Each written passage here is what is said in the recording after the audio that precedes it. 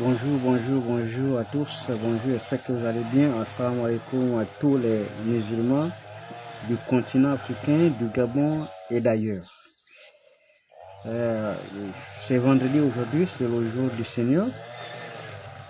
Et donc je m'apprête comme tous les autres musulmans à me rendre à la mosquée, histoire d'aller communier avec le Seigneur.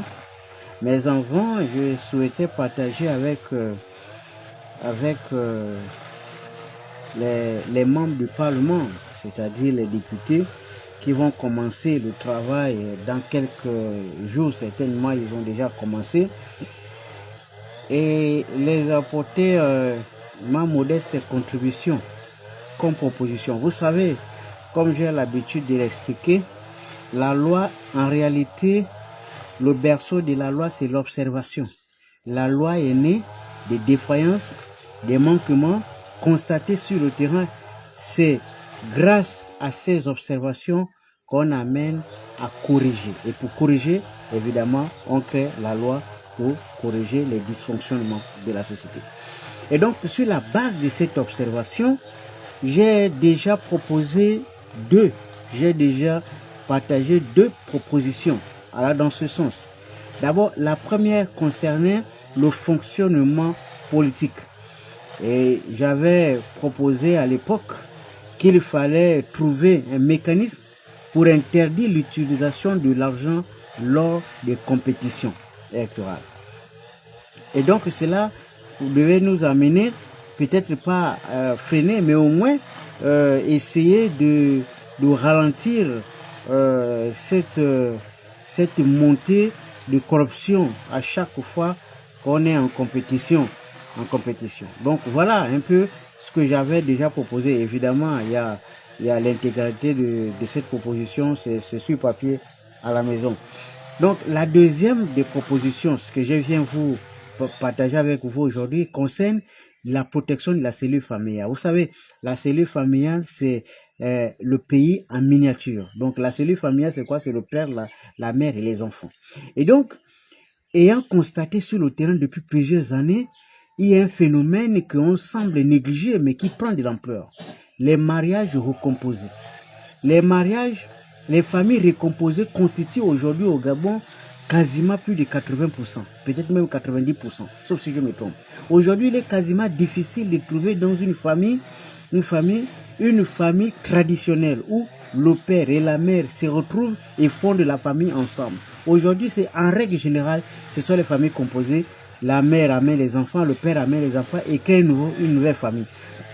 Et en règle générale, comme je l'ai déjà expliqué dans d'autres vidéos, l'éducation est rendue difficile dans ce contexte-là parce qu'il faut tenir compte des sentiments des uns et des autres. L'autre envers les enfants qu'il envoie et l'autre envers les enfants qu'il envoie. Et ça devient parfois difficile. Et parfois, il est difficile de canaliser les énergies de ces enfants-là. Pourquoi? Parce que ce sont des enfants issus des autres sangs et tout le reste. Et donc, un tel phénomène ne peut pas être négligé parce que ça va prévenir des situations que nous rencontrons partout. Un élève de rien du tout, il va s'attaquer à quelqu'un qui a l'âge de son père parce que c'est pas parce qu'on a fumé, c'est parce qu'il y a un dysfonctionnement même au niveau de la cellule familiale. C'est vrai qu'il y a tout le monde se penche sur la correctionnelle. C'est vrai, on va corriger, mais il faut revenir sur les bases. Parce que c'est ce qui va nous permettre d'éviter que cela ne se répète la prochaine fois. Alors, c'est quoi la protection familiale? Dans un premier temps, pour éviter les mariages, les familles recomposées, moi je propose qu'on rende obligatoire le mariage. Dès lors que vous avez pris l'initiative de sortir avec l'enfant d'autrui et qu'il est tombé enceinte, eh bien, vous allez vous marier obligatoirement. Vous n'avez pas le choix. Vous êtes obligé de vous marier. Il n'est pas question d'accepter des familles recomposées. Ça veut dire que si vous avez fait l'enfant, vous allez vous marier. Même si vous étiez déjà marié, vous allez encore épouser une nouvelle femme. Donc, ce qui fait qu'il faut une loi qui rend ceci obligatoire. C'est là, une fois cette loi en vigueur et qu'elle est désormais obligatoire, si tu couches avec l'enfant de quelqu'un, qu'elle tombe enceinte, tu l'épouses. Même si tu es marié, tu épouses. Si la première veut divorcer, mais tu épouses la fille là. Il faut que ça soit obligatoire, désormais. Et une fois une telle loi appliquée rigoureusement, vous allez donc éviter des familles composées. Nous allons combattre dans les 10 prochaines années à éviter d'avoir un nombre aussi élevé de familles recomposées.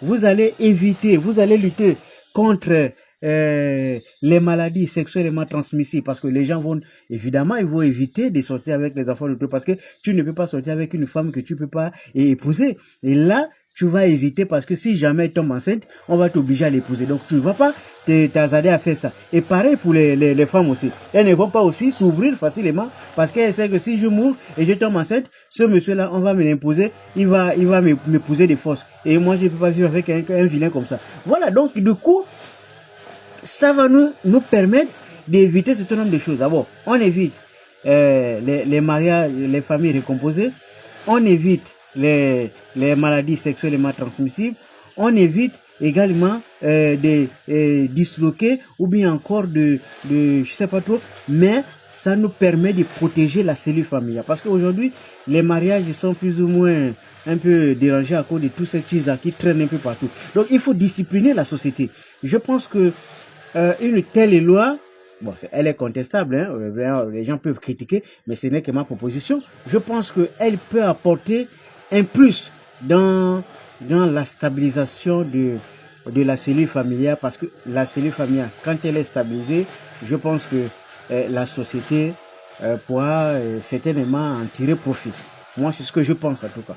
Voyez un peu ma proposition. Évidemment, il y a des contours, je ne peux pas tout donner, je peux pas tout dire.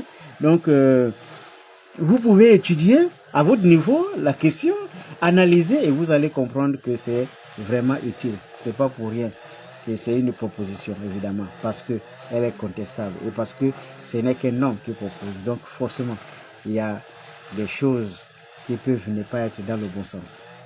À bon entendeur, ça le déboute. C'est le cœur. Nous sommes là, c'est pour le progrès de la transition. Et j'insiste et je persiste. Brice Clotaire au Lingingima et ses pairs, ils ont dit CTRI, Comité de transition et de restauration des institutions. Restaurer. Restaurer, ce n'est pas crier. Quand on crée, quand on restaure, ça veut dire qu'il y a eu un problème. Donc c'est la restauration. Restaurer, c'est changer le fonctionnement. C'est changer le personnel, changer la manière de voir, changer la manière de faire. C'est ça, restaurer. On espère qu'on ira dans ce sens. C'est des beaux petits dîners.